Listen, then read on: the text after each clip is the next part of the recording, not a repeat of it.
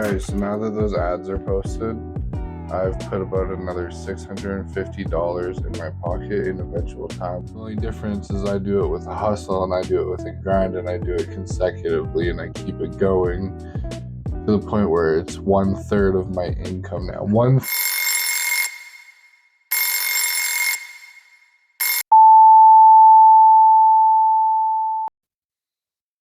Alright guys, this is a real one. We're going to do this all in one clip. No cuts, no nothing.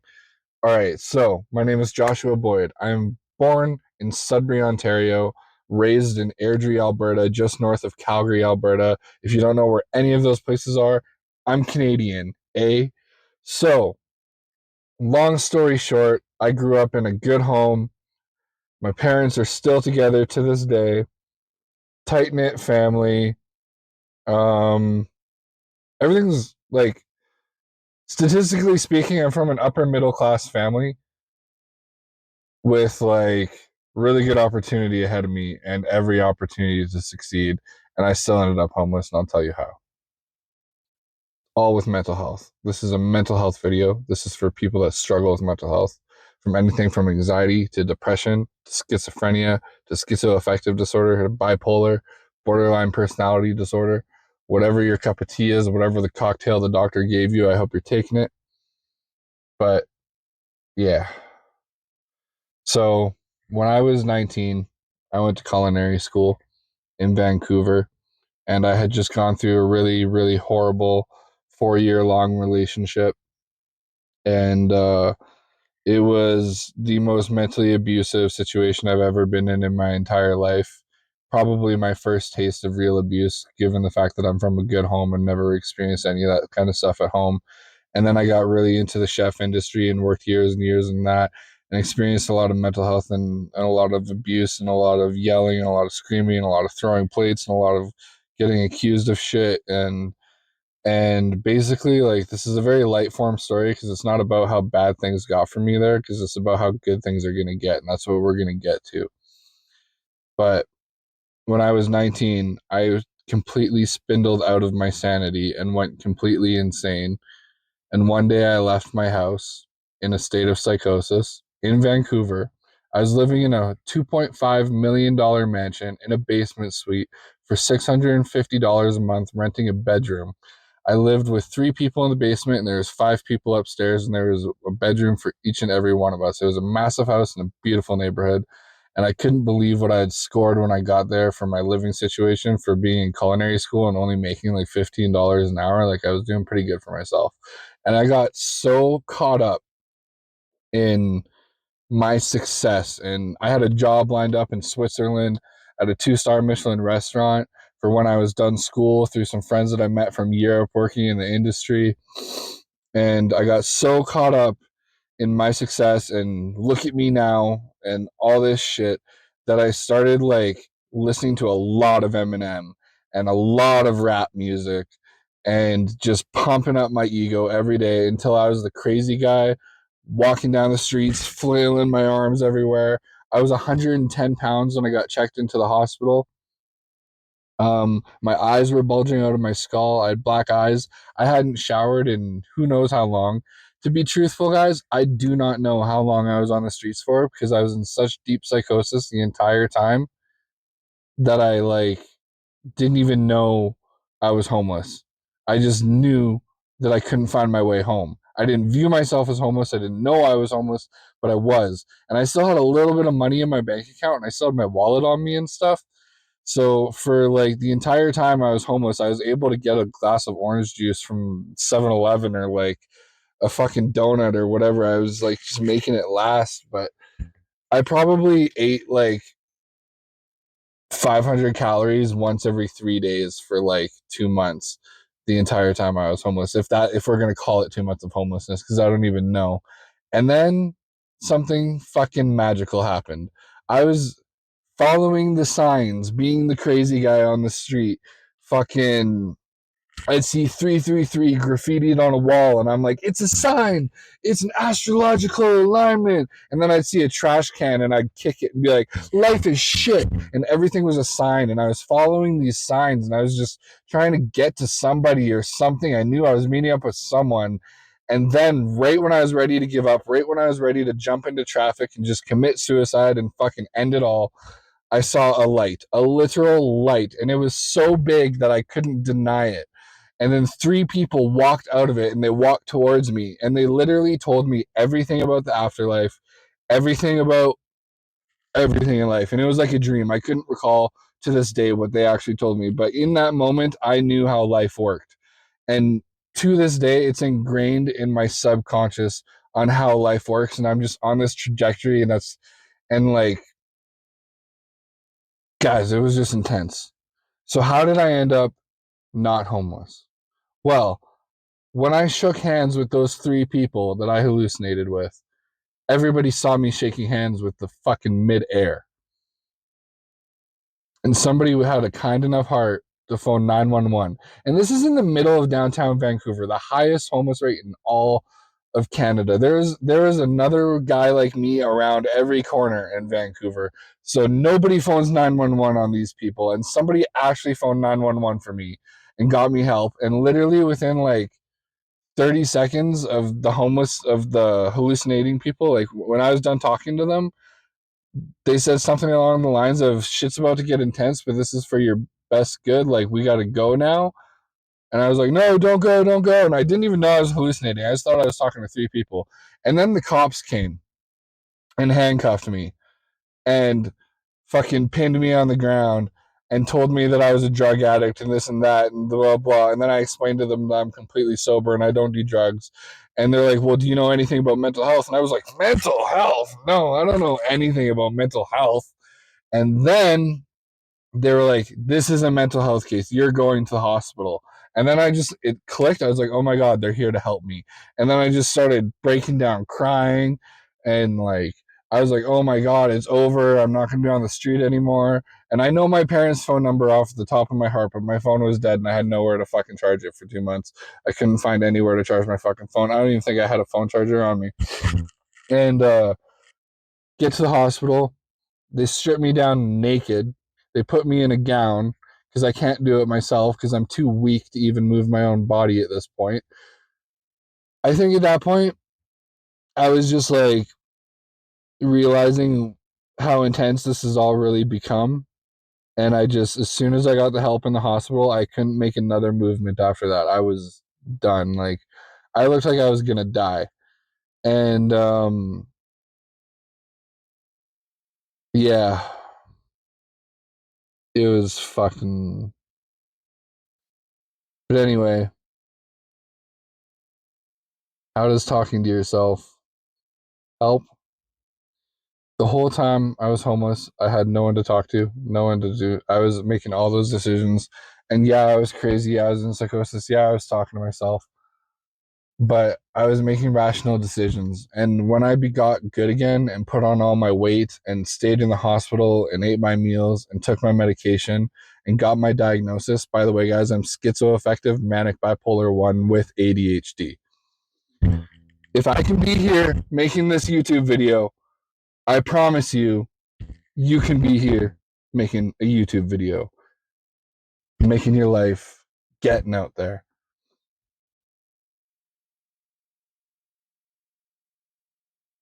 The next step here for me is,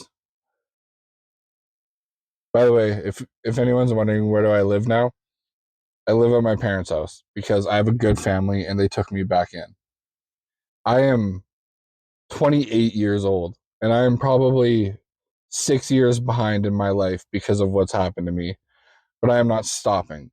The thing I am doing is I am utilizing the fact that I have a place to stay at night and food to eat. And I'm using every resource at my disposal to become an entrepreneur and start a business and start a YouTube channel and write a book and do all the things and inspire all the people and make my name known, not so that I can get that fulfillment, because what I learned in culinary school when I had it all figured out is you don't have it all figured out. So all I'm trying to do is become the poster boy for fucking mental health so that I can help people in the extreme situations. And this is no knock to people with anxiety or depression, but those are very very manageable mental illnesses if you just try and take your fucking medication. Someone like me with schizoaffective disorder or manic bipolar 1 disorder, and I have both, it takes immense amount of effort and focus just to be a normal person every day and blend in with society and not feel like you're different from anyone else. Like I have to try to be normal. I have to try every day to be normal. When all I want to say is I'm from another dimension. I've been to other dimensions. I've hallucinated this. I've seen God, whatever. Like maybe I have, maybe I haven't. Maybe it was just all mental illness, or maybe there's something we don't know about mental health and why this happens to people. I really don't care at this point in my life. And if you're anything like me, you really shouldn't care at this point in your life. The point is to move forward so that you can inspire people to get up off their ass and get better. Because mental health isn't just an end all be all. You get your diagnosis and that's it. And now you have to deal with these issues. I don't have any fucking issues right now. If I'm not deep in psychosis, homeless, roaming the streets, doing whatever, like when I take my pills for like a straight 8 months, I'm right back to normal. I don't hear voices. I never hear voices. That's not part of my illness. Schizoaffective is way different than schizophrenia, but I'm not going to get into it. But anyway, I don't fucking have mania. I don't fucking have delusions. I don't have hallucinations. Like, I'm a completely normal person when I'm on my meds and when I'm taking care of myself. And I can bet that you are too, and you fucking know it. So you have to just combine all this life experience and understand that this is what's going to make you the inspiration to the other person. Not going to tell you what my business is yet or what I'm doing because I'm not further enough in it. But the mission statement for it is it takes the sick to heal the sick. I am the sick. I will always be sick. I will always be at chance of losing my mind again. It's happened to me 3 times. By the way, since that hospital visit, I've been in the hospital 2 more times over the course of 5 more years. It can happen again. But every time it fucking happens to me, I'm like way on it. I recover twice as fast every time it happens to me because I'm aware. When you are aware that you're in psychosis, it's way different than when you're unaware. The first time I was in psychosis, I had no idea it was psychosis. I thought I just hacked life and done something magical and become someone great. Really, I was just losing my fucking mind. Guys, I want this for you. Okay? I want this for me. I could have shaved for this video. I could have showered after my really long walk in the hot sun today. My greasy hair. But like I have to identify with my crowd. And my crowd doesn't take care of themselves. I am at the top leaderboard of mental health right now. And I am still at the bottom of fucking society, living at my parents' house at the age of 28. I should not be. This isn't as good as it gets, guys. This is just the fucking beginning.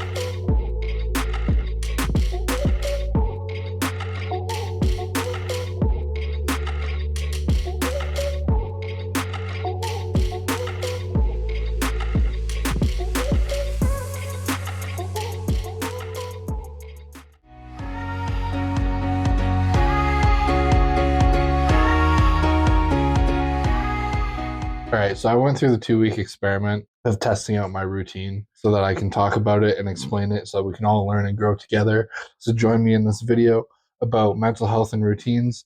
But basically, for the first week, I just like drank water, went on a shit ton of walks, dropped like 10 pounds, ate really good food, had a really secure diet, and basically content created my fucking ass off. I put in 13-hour days, 12-hour days, 10-hour days, and I got a full week's in of 50 hours of pure YouTubing and TikToking. And then the next week, I went back to smoking weed and eating whatever I want and not going on walks and just doing whatever. just to see what the balance would be, because I wanted to know if my flow state was coming from my habits and how I'm eating and how I'm drinking and what I'm doing with my life, or if it was coming from pure hard work. I wanted to know if I started smoking again, could I still pull off the same results? And the answer was I could not pull off the same results. Not even close. Like right now, we're on like the 6th or 7th day of smoking and doing whatever I want. And I've already stopped doing that and started turning my habits around because I knew by day 5 that this just isn't working and that the flow state does indeed come from fixing your habits. So to move forward with that, but to look at it in a different light, I want to say something like looking back, mental health experiences are more like spiritual experiences than they are a mental health experience. So, like, even in the deepest depths of my psychosis, I experience hallucinations and talk to people that aren't really there, and like that kind of stuff happens to me. But even in something a little bit more common, like anxiety or depression, you go into certain situations expecting certain feelings based on your mental health, based on what's prone to happen, based on your triggers, and then you experience that thing. Like, I don't know, maybe going to a sports event for the first time in a really long time and you're like, oh, am I going to be surrounded by too many people? But because you're in like the perfect psyche of having fun and you're just with your friends and you're having beers and you're having drinks and everything's going great, you're not brought on by the anxiety of the fact that you're surrounded by like anywhere from 20 to 50,000 people, depending if this is an American football game or a Canadian hockey. So I'm just going to speak on behalf of a lot of mentally ill people here. When you're in the right mind state, you can overcome anything that the medication is supposed to take care of for you. I still take my medication. I still obviously need it. It still does its job, but I don't let myself give in when I want to be paranoid or when I want to have a mood swing or when I want to have a hallucination or when I can feel that like a scary thing that happened during the week off where I was completely sober and just eating really well and dropping weight like a motherfucker. I was like vibrate. I took a bath one night and I was just like vibrating in the tub because I felt so good. And I was like scared that the psychosis was going to come on. And that's when I decided I was going to do a week of just getting back into a regular routine of smoking weed and eating whatever I want because I wanted to see if I could achieve that same flow state with everything holding me back. And I couldn't.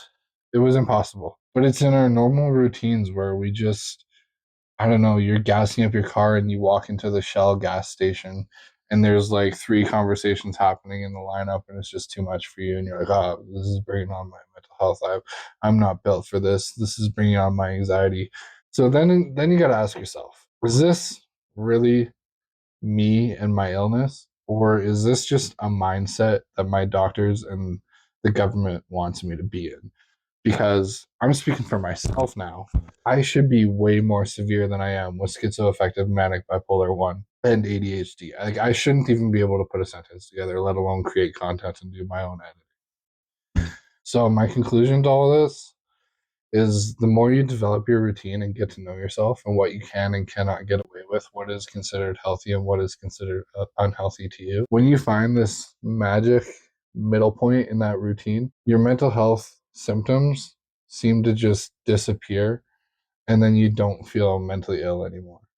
I have not felt mentally ill in over 2.5 years since the last time I had any peaking moments. I've been completely solid and I fucking have my routine to thank for that. And it still needs work. It's always going to need work. Guys, routine is just so fucking key.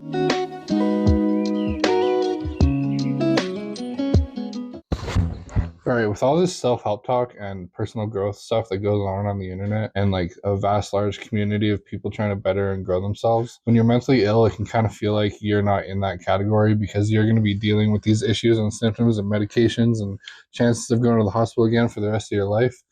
But life just isn't that way. Like you can totally put yourself in that category and start learning and growing and bettering your life, even if you have a mental health issue or a mental health diagnosis.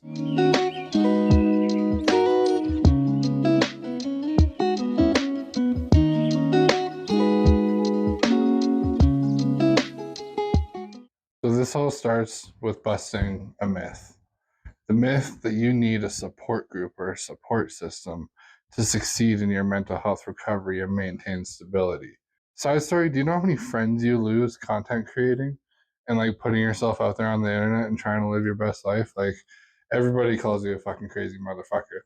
And I actually am a crazy motherfucker. And I get called a crazy motherfucker by those people. I don't talk to them anymore. AKA, I don't have my support group anymore. I have my family. I have like one, maybe two friends. Nope, just one that I talk to. And that's enough for me. And I'm healthier than I've ever been. When you're surrounded by your support group, they bring on the limiting beliefs because they assume your abilities. They assume the position you're in life.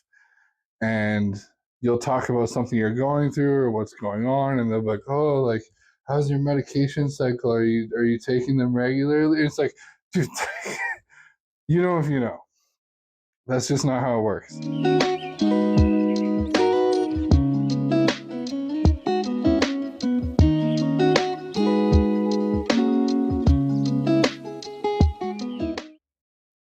So I've been in the psych ward 3 times, okay?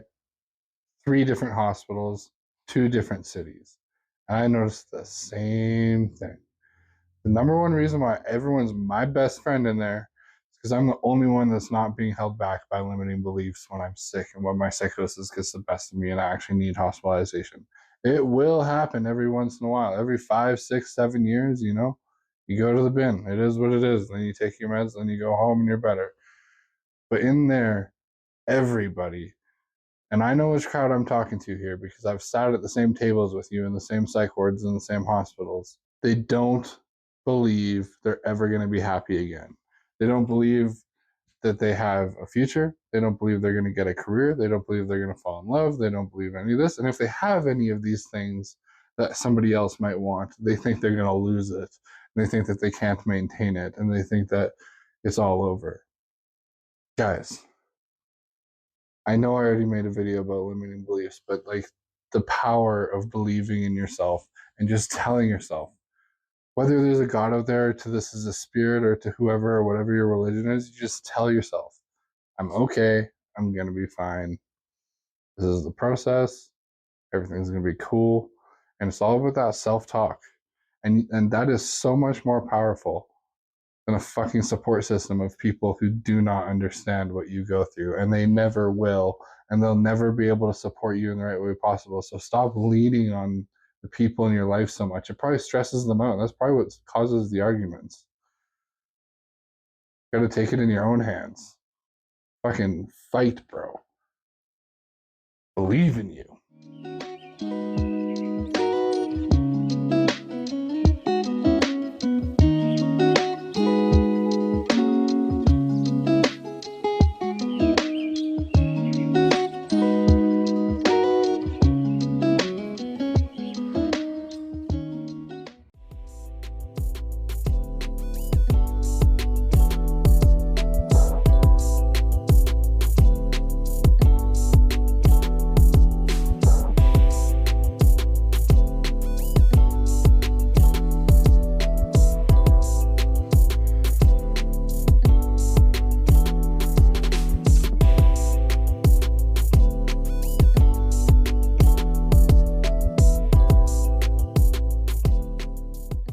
This video is about limiting beliefs and how setting achievable goals that are just a little bit too easy could really damage your life and not just hold you back in life, but actually turn you into a really unhealthy person and turn you into the worst version of yourself. How do I know this? Because I did that to myself. I'm out of it, we're good, but I'm gonna go over my story a little bit, and I hope this brings value to everyone.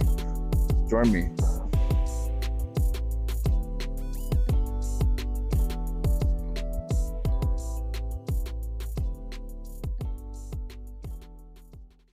All right, so we're just gonna hop right into it. Long story short, when I was 20, I got diagnosed with manic bipolar 1, schizoaffective, and ADHD. And there are schizoaffective people, ADHD people, and bipolar people individually that are so severe that they are no longer a functioning human being and they're living off disability for the rest of their lives. It gets that intense. And I'm one of those people. And I've written a book that I never published, but I fucking wrote it. I got 10 chapters written. I worked for Connie D'Souza, Canada's most celebrated female chef. I've had friends compete on Top Chef. I'm sure if I really went for it, I could have competed on Top Chef. I've had a personal chef business that did really well, but it wasn't super profitable and I stopped. I've had a clothing business that did really well, but I didn't have the funds to keep going because my supplier lost all of my product in their own warehouse and literally put me out of business within a few hours. That's what happens when you're a startup, right? You can go out of business in 30 fucking minutes. With that being said, you can go out of business mentally in about a fucking year if you just don't take care of yourself. So the point of this is to move forward, see life in a new light, and understand that you have to set goals that you're probably not going to achieve. And when you get halfway to that, that is a 10x result compared to what you would have done prior. That's what I'm doing all the time. I do everything 100%. Let's get into that. Do everything 100%. And what I mean is, like, you'll probably, even if you tell yourself and whisper to yourself before every task, like, if I see a dirty plate and I just want to walk away from it, I'm like, do everything 100%, and I turn around and I do it. If I see something in a video that I really like, and I've been writing a lot of notes and I'm feeling kind of lazy now and I might turn the video off, I'm like, no, do everything 100%. Do everything when you don't feel like it. Write that note down and hold yourself accountable. That's the whole point of goal setting, is to hold yourself accountable so that you know where you are in your progress. It's not just wishful thinking that gets you out of your mental health state. It's not just wishful thinking that gets you to a new spiritual level. It's not just wishful thinking that's going to get me successful and help this brand new TikTok account do really well. By the way, guys, you're watching a video with someone with only 6 followers on this account. So if you want to like, share, comment, subscribe. Oh shit, this isn't on YouTube yet. Actually, I might throw this one on YouTube. Like, comment, share, subscribe. You know what it does? It fuels the algorithm if you're getting any value out of this. But anyway, I just really want to make it clear that I've been homeless before from my mental health. I couldn't find my way home. I was so deep in psychosis. That's how it happened. And I'm here. I found my way. I'm doing really well. And I want to inspire the next person that is just about to slip. So if you feel yourself slipping in life, I want you to follow me because I'm doing these videos all the time now. This is my second one today, and it's only 10:21 in the morning. I woke up at 6 a.m. I might have 2 more videos uploaded by the end of today, so stick around.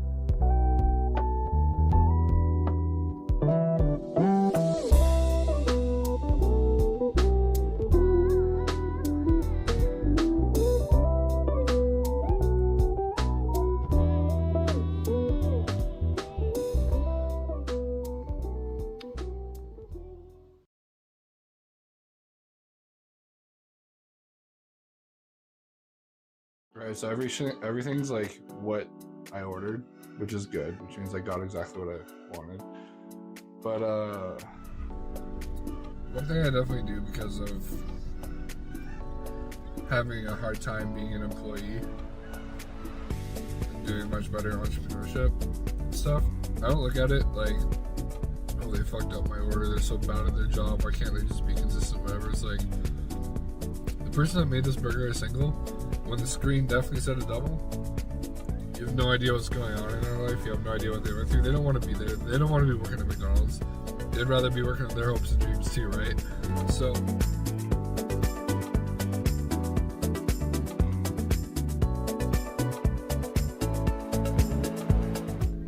can I get a large iced coffee with less ice, please? No, thank you. Thank you.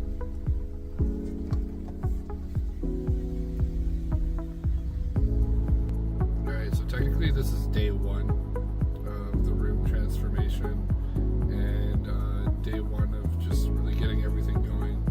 It's going to be a lot of opening boxes. We'll get there. But basically, it's going to be a 3-day process only because the computer itself isn't actually here yet. I ordered it from Best Buy and it's going to take like 1 or 2 more days. They're, like everyone else, slower than Amazon, and everything else came in Amazon.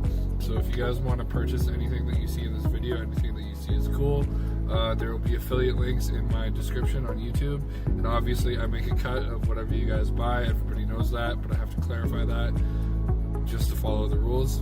So let's go.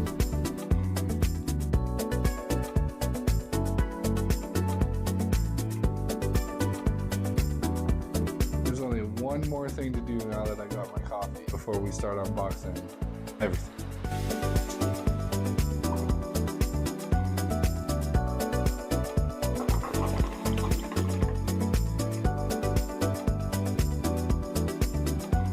Alright, so we're just gonna attack the first box here.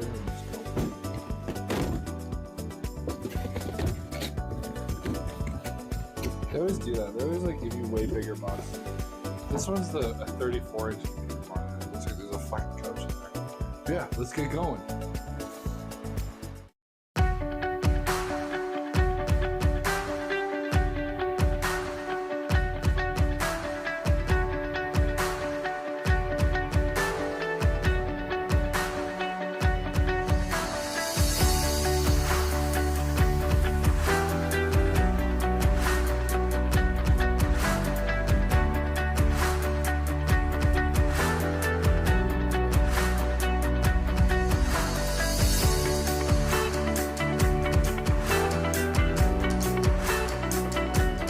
Alright, so I don't know about you guys, but sometimes I actually prefer online shopping for these good surprises, if you want to call it that. So in the photo of the desk on Amazon, it looks like it has a black square in the middle and then a different kind of black on the outside of it, or like a grayish almost. And I was like, oh, that's a cool aesthetic, which was part of the reason that I bought it. But it turns out the black part in the middle is a gigantic mouse pad. Keyboard pad, monitor pad, whatever you want to call it, everything will be on it. So if anyone wants to buy a mouse pad that is good for your keyboard and mouse, just hit me up, because I definitely don't need this anymore. This will be on my Facebook Marketplace store in no time.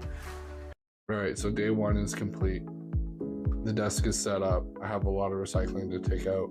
I unboxed a lot of things, but I haven't set them up yet. But if you look behind me, there's the desk. It's nothing huge. Alright, so when I saw how much footage I already have, I was like, I don't think I need a day 1, 2, and 3 here. I think we can do this all in 2 days, because it would be a 1-day thing, aside from shipping, you know what I mean? So I got the desk set up, I'm gonna show it to you guys, and then we're gonna move on to the final product.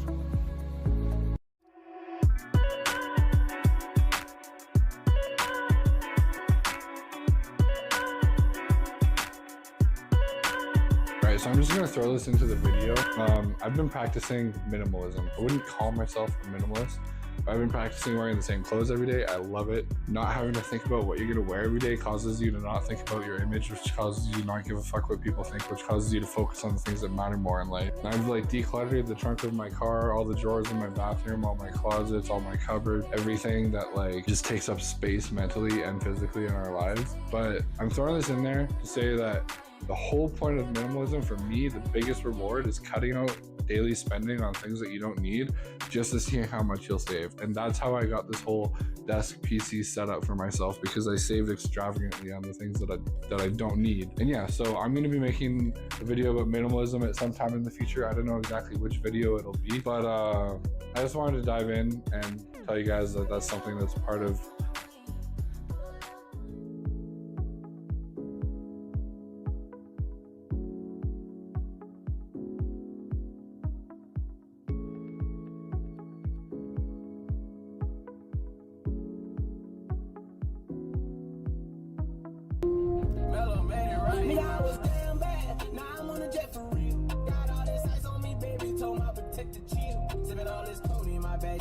on X-Bill. I want a couple million without a record deal.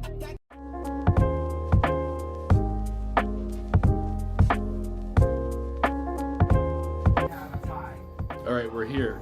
It was, in short, a very long process, because I changed my mind about what computer I wanted and everything, but we're done now.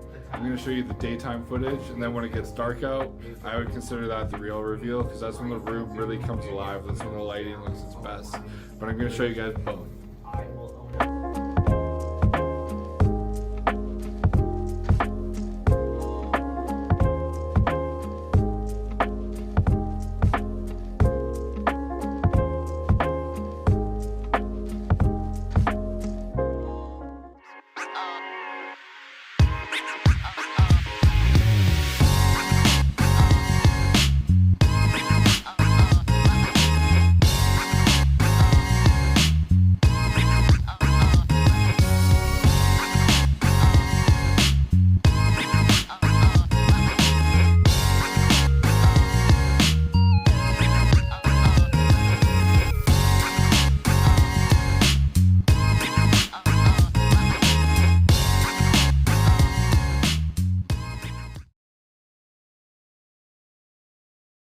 Alright, so now that those ads are posted, I've put about another $650 in my pocket in eventual time. The only difference is I do it with a hustle, and I do it with a grind, and I do it consecutively, and I keep it going to the point where it's 1/3 of my income now.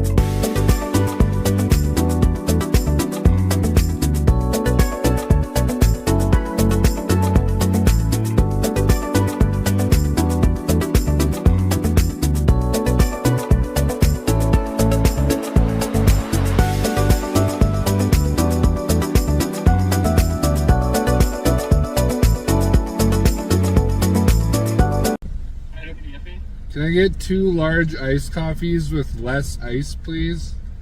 Anything else? No, thank you. Okay, thank you.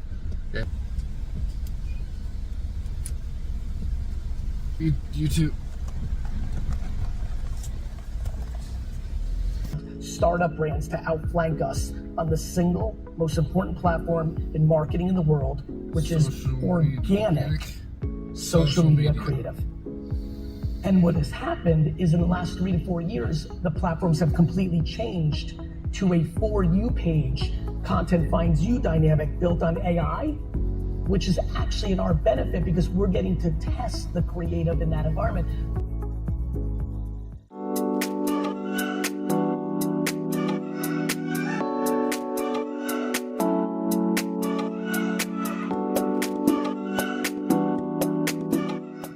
What I like to call the exposure triangle due to the fact that these 3 settings are what we change in order to properly expose our scene. Exposure is the that lots of people with high salaries have no savings or investments. And you'll start noticing the excuses people make to justify not investing, including, I don't have time, and stocks can go down, and I don't want to lose my money. Most people don't know the first thing about how to pick investments, but now you will. Ah, the promised land is sweet. All right, so I basically started off my morning with some music, some Tim's, a little bit of a podcast, a little bit of an audio book, a little bit of my filmmaking course, because I'm always trying to make these videos better for you guys. And then investment portfolio, going over all my stocks and bonds and making sure everything's looking good. I made about $25 last night, so that's pretty awesome. And then right now, I have some new items that I need to list on Facebook Marketplace, things that I picked up for a really good deal, and one thing that I got for free. So this is just a vlog style. We're not going to cut to a different scene with all this B-roll of the things that I got. I'm just going to pull them out of my closet and show you. So 2 of my microphones showed up. We got the Shure A Beta 58, whatever. I forget what these are even called, but this one microphone retails for about $230, and I got it for $63. It was brand new, vacuum sealed, and I will be selling it for what do I want to sell for? Paid $63. It's worth $230. I'll probably throw them up for about $175, and then this one too. Got a PlayStation. It's in pretty good shape. It's the original PS5. They haven't made these for over like 2 years now because the Slim is the only PlayStation you can get, and a lot of people want this PlayStation, and the guy that was selling it on Facebook Marketplace didn't know that, because every other PlayStation that's the original big one goes for a decent amount of money, almost retail price, just because they're so rare now. So I'm gonna hold on to this for about another 6 to 8 months, maybe even possibly a year, and get even more than retail price for it, because this is something that's going to go up. This is going to be like an N64 in 20 years. This is going to be something that people are sought after. So who knows how long I'll hold on to it. I have the pedals as well, but a Logitech racing setup. These retail for about $400, so I'm probably gonna sell it because it's used and I bought it used. I paid about I think I paid about $115 for this, so I'm probably gonna sell it for about $185, $190. Small profit, but decent profit.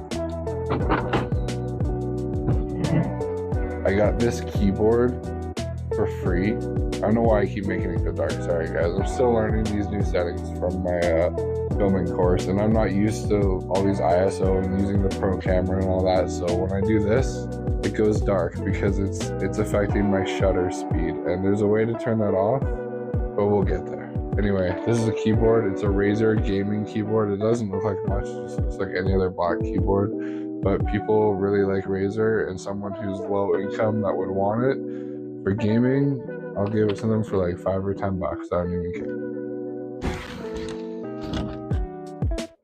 You might have seen me wear this in 1 or 2 videos. I bought it at Value at was it Value Mart, Value Village? Yeah, Value Village. And it's a Nike coat. Nike coats go from anywhere from about $120 to about the most expensive Nike coat I've ever seen is about $300. But at Value Village, obviously this was like $25, so I'm gonna sell this coat for about $100, I think. The next step, which I am gonna make a nice time lapse, nice good little video of, is I gotta list these items for sale.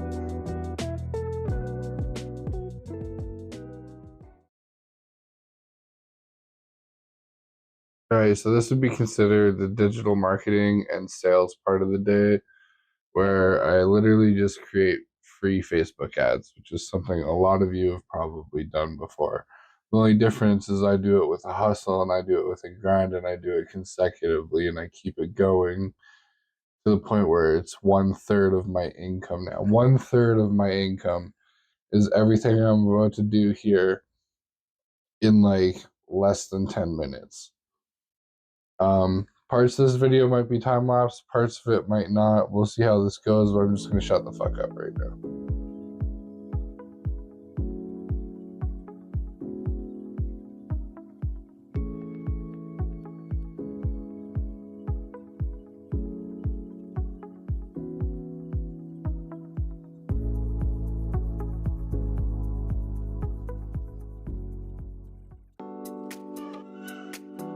Alright, so now that those ads are posted, I've put about another $650 in my pocket in eventual time when that stuff sells. And I also have like a lot more microphones on the way. I invested about $890 into all the microphones, and in total sales, I'll earn about $3,500. It's a huge profit margin, and it's something that I'm looking forward to. But right now I'm just going light with Facebook. I'm not going out of my way to source products. It's just if I'm out and I see something that's definitely like really on sale that I can sell back at retail price, then I pick up the item, obviously. Like the Nike coat at Value Village, it was just like a no-brainer.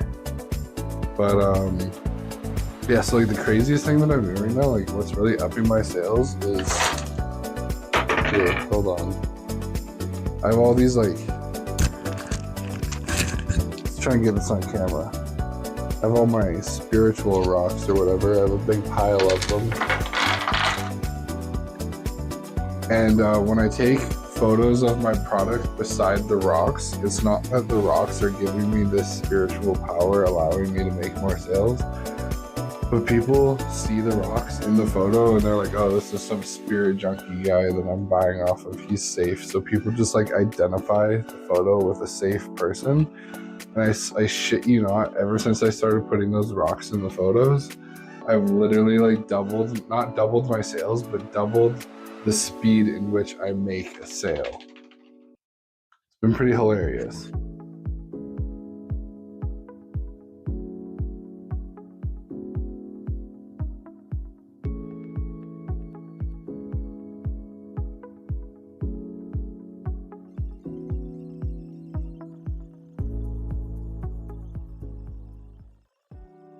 Alright, so any effort that goes towards making an income for the day has already happened. I've already done my photos, I've already listed the products, I've already set the prices, I already know how much I'm going to make, I've I've already lined up and picked up everything. I've already done the sourcing last week. I sourced the products last week. And then right now my investments are making me about $26 to $35 a day. And that doesn't sound like much, but if like 35 times 30 days, just do that math yourself. Like that's within the hundreds. You know what I mean? It's like pretty high in the hundreds. And that's just like income that I'm making while I sleep. So like that's totally like just residual passive. And then the Facebook marketplace is like the grind that I put in. Even though it's not much of a grind, it's pretty fucking easy, especially because I do most of my sourcing from online shopping, so I don't really typically leave the house ever for it. And when I sell products, people come to me. I often don't go to them. And then I also have like a DoorDash account for like emergencies, or if I need like $200 right away, or if I feel like making more money. But because I'm on AISH and disability income as well, I can only make so much money legally through the federal system that's taxable. So that's why I do Facebook Marketplace, because it's all this cash on top that the government isn't regulating, because it's just stashed away in my bedroom, if you know what I mean. So like those are like the 3 ways that I'm making money right now. But ultimately, I literally like I wake up at like 4, 5, 6 in the morning. Those are like the times that I wake up in the morning, and I often am done my day by the time the sun is just getting up. And I don't know if you've noticed, but throughout the whole video, through my windows, it's been dark out because it's been really early in the morning. And it's like, what time is it right now? It's 8:06 a.m. and the sun is just coming up. And anything else I do for the day is just bonus. Any extra research, any extra studying, my courses, this filmmaking, the video edit that I'm about to do for this video. I have all day in the world to do it. And it took years and hours and hours and hours and really, really long days to get to this point. But I'm now at a point where I can work for 3 or 4 hours and know that I'm good for the day. And I obviously still work, but I don't work on my businesses after I'm done work. I work on my hopes and dreams after I'm done work. And for that, I have from 8 a.m. until the rest of the day to work on my future. And I've worked really hard to set this life out for myself, but man, is it so fucking worth it. Like anybody that ever told me to like go and get a real job when I was like really down and out a few years ago on my entrepreneurship journey, like it's not like fuck you to the haters, but it's just like I'm just so glad that I didn't listen to anyone when it came to my hopes and dreams. Like I just kept going, and I'm still not even close, but I'm sure as fuck closer than I've ever been. So this is the end of the video, but it doesn't mean that the day is over. It doesn't mean my work is over. It just means everything that I actually get paid for has already happened. So like earlier, like literally like an hour and a half ago, I posted all those ads, and I've already made $250 plus my $35 gain in investments today. Divided by 8, that's about $34 to $33 an hour. But because it was only like I've only been up to this for like 4 hours for the day, I technically made more like $130 an hour. And that definitely replaces my ex-chef job of working for $18 an hour for countless hours, getting almost nowhere with it. And with my 4-hour work week, I guess I'm working. I'm doubling, tripling money, saving time. Yeah, that's the day in the life. So I hope you enjoyed this video. Like, comment, share, subscribe. This is on Facebook for my family and friends. Just throw me a like, throw me a comment. That's it.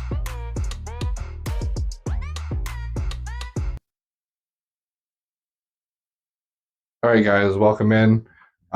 Basically, I'm not a financial advisor. However, we are going to be learning about money, and I can't guarantee anyone the results I've had, but I can suggest the possibility that you'll do even better than I've done. However, let's dive into it. We're going to hop into the stock market, real estate, and staking crypto. We're going to start with the stock market because this is the main focus, because we're going to come here, here, and then circle back to here. So basically, I want you guys to understand that a tax-free savings account is exactly what it sounds like. It is tax-free. You do not have to claim that money on your taxes at the end of the year. No one looks at it. The government doesn't care about it. It's yours, especially if it's in something like Questrade or Wealthsimple, which are independent brokers as opposed to, you know, your traditional bank, but that's a whole other conversation. Basically, this is like an overview of a bunch of financial knowledge that I've been learning and applying for the past year and a half, maybe year and 2 months. And I'm currently getting about a 14% return on my money in stocks, TFSA, RRSP, crypto, not real estate. I'm not in the real estate market. We'll talk about that later. But anyway, let's officially dive in. The TFSA is like I said, exactly what it sounds. It's a tax-free savings account. There's a limit. You can only put in like $6,000, $7,000, or $8,000 a year or something. But if you've never put money in your TFSA, then you have a lifetime's worth of since you're 18 to put it in. So you could probably put in $90,000 at once before it caps you out, and then $8,000 a year from there on forward. That's how the TFSA works. The RRSP, the retirement account, exactly what it sounds like. It's a retirement account, except that it's not tax-free. When you take your money out of your RRSP 20, 30 years down the road, it is taxed as income, but it is not taxable while it's in the account. The account is not taxable while it's growing. And basically, a TFSA and an RRSP are the exact same thing for two different purposes. They're a collection of gold, commodities, bonds, companies, stocks, ETFs, all in like one bundled package that is guaranteed to do well as long as you put money in it. It's not just like a lot of people think that the TFSA and the RRSP are just savings accounts that you just save for retirement, and everybody justifies it like this. They're like, well, I'll never have enough to save for retirement, so fuck locking money away from myself for 20 years. Like, why would I do that to myself, right? But like the truth is it grows quite substantially. The more you get, the more money you make. And we'll talk about that later. Index funds. These are groups of companies. So like you could have Apple, Windows, Nvidia, Subway, McDonald's, Ford, all in like one package. And you're investing in all of them at once. And you're more like, index funds have a proven record to be super profitable, almost regardless of, as long as you pick from the large amounts of successful ones, you'll do pretty okay. There's very few that don't perform well. And you can expect like a 4% return in the beginning, 5% return in the beginning with an index fund, all the way up to like 10 to 11% return after a few years and after some compound interest and accumulation. I'll explain compound interest when we get to this. Okay. Real estate. This is risk versus reward. I am not in the market yet to invest in real estate, which is why I'm not really in the right mindset to decide if I would ever do it or not. Because I don't have $200,000 to drop on a house, you know what I mean? Or $100,000 or $75,000, whatever the price of the house is. And but I have researched the fuck out of it, and I am willing to talk about it as one of the investment options, because I do believe that for someone watching this, they might actually have that $100,000 that they want to drop on real estate. So first of all, if you're Canadian, do not. I should not say do not. Like, don't listen to me. I'm just some guy on the internet. But like, from what I've been fucking researching, with how politics are going in Canada, which I'm very in tune with, the market is way overappreciated. Living in Vancouver or Toronto is the same price as like living in Dubai or London or like a super, like Paris. You know what I mean? Like $1 million for a crapshoot of a house. And in order to like make money in real estate, your house has to appreciate over time. And houses are overappreciated right now, meaning that they're actually much more likely to come down in price in the next 5-10 years as opposed to going up. Unless there is one exception city that I just thought of right now off the top of my head, because I look at real estate all the time. Edmonton is like the cheapest city in the entire fucking country. Like, and they have beautiful neighborhoods, beautiful houses. They're just way cheaper. You can get trailer homes for like $50,000, apartments for $75,000 to $125,000, like 2-bedroom apartments with dishwashers and full-size fridges. And you can buy like the house that I'm in right now. This is like probably a $600,000 house. I don't actually know the price of this house, but like a house like this in Edmonton is like $380,000 to $420,000. So maybe you can still do real estate in Edmonton, but I am waiting until I have the money for one, but I'm also waiting to see if house prices come down to see if it's even worth thinking about.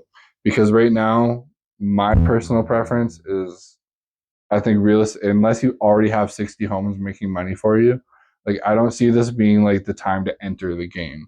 Maybe it's the time to play the game and make all the profits off these huge houses that you've owned for 20 years that you made a ton of money off of. But if you're buying in now, not worth it. Not to me. Anyway, the profit from a house, if you're wondering about the money that you can make from a house, you can own a house for up to like 5-6 years and then pull equity out of it, aka cash. I'm still wrapping my head around what equity really means. So for those of you that do know what it means, bear with me. But basically, you can pull equity out of your home, aka cash, and drop that on another house while still owning that house and still renting that house out. And then when the house appreciates 10 years down the road or 7 years down the road, you sell it and you make your huge profit. And then your passive income is the rent money. So, like, let's say the mortgage payment and the utilities and everything is like, I don't know, like $2,300 a month, and you rent the house out for $2,600 a month or $2,700 a month. That's like $400 a month coming your way. Own 20 houses, double. Like, it's a lot of money. So basically, real estate, you can make your money now and spend it now and live your rich life now, but you got to be fucking good.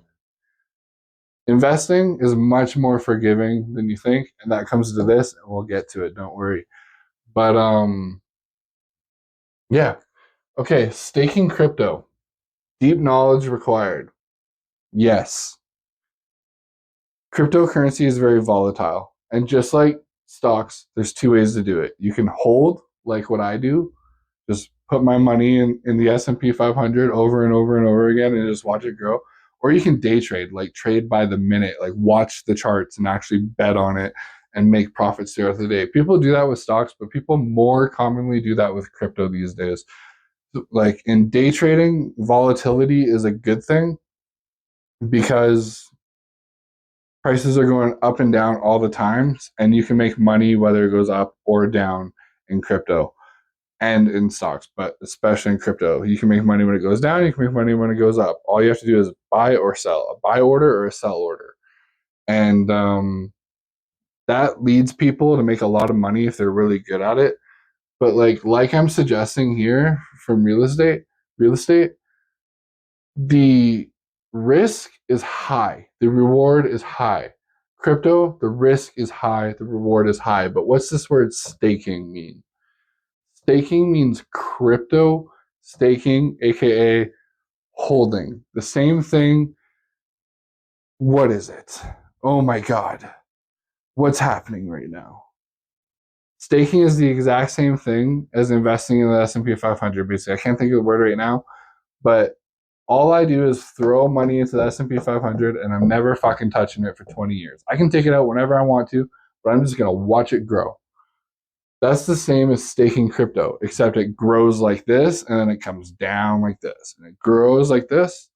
And like there is proven track record of consistent upwards trends in the charts over the last 15, 16 years of the existence of crypto. But basically, you can like watch your money go up and down so many times that it makes you sick. That's the thing that I'm not willing to go for when it comes to staking crypto. I don't want to put $10,000 in there and then watch it turn into 100 grand and then watch it turn into 30 grand and then watch it turn into 120 grand and then watch it turn into 45 grand. Like I couldn't take that.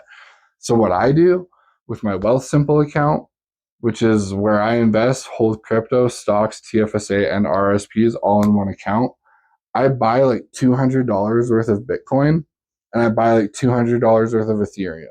3-4 weeks goes by, it turns into like $650. That's like whatever $300 profit or something like that. I then take that money and buy my weed with it. I buy my vapes with it. I buy a pair of shoes with it. All my dumb impulse buys I get with my crypto money because it's dumb, stupid money that I made dumb, stupid fast anyway. And I see where like I could put in maybe $1,200 and watch it turn into 4,000, but I don't want to just be like taking these little bits of money and growing it and taking it and growing it and taking it just so I can live better month to month. I'd rather take my money back to the stock market. So a little bit of crypto I do, but not really. Real estate, not in my wheelhouse yet, but stock market is where everyone can start. And where do you start? We're coming to it. the S&P 500. Okay. The S&P 500 for dummies is the 500 biggest companies in the world in one gigantic fucking index fund. 500 companies, the most Tesla, Apple, everything. And the stock has been going up and up and up and up at about an 8% return on bad years and an 11 to 12% on extremely good years. And as low as 6% for like 2 years in 1972. But the S&P 500 has been around since like the 1920s or the 1930s. And it's never gone down. Like historically ever. You just make money. So basically I have about $5,000 put into the S&P 500. And it's been maybe 9 months in the S&P 500, and I've already made about $1,800 back, like another $1,800 on top of the $5,000 that I put in.